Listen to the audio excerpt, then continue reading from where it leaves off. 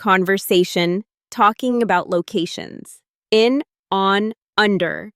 Situation, Emma and Jake are cleaning up Emma's room. As they organize books, toys, and other things, they use in, on, and under to describe the locations of different objects.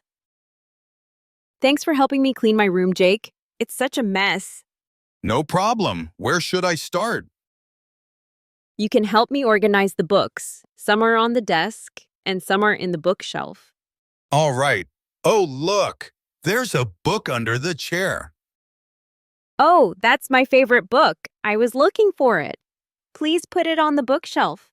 Sure. What about these toys? There are so many on the floor.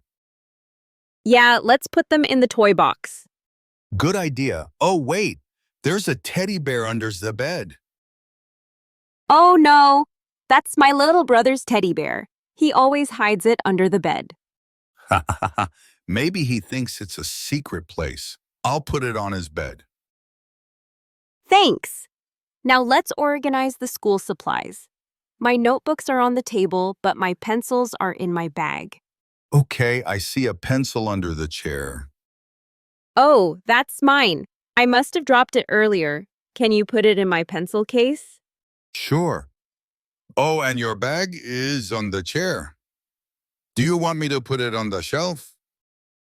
No, leave it on the chair. I'll need it for school tomorrow. Okay. What about these papers? Some are on the desk and some are under the books. Let's put them in a folder to keep them safe. Good idea. Oh, look. There's a sock under the bed. Haha, I was looking for that. My socks always disappear. Maybe they are hiding in secret places.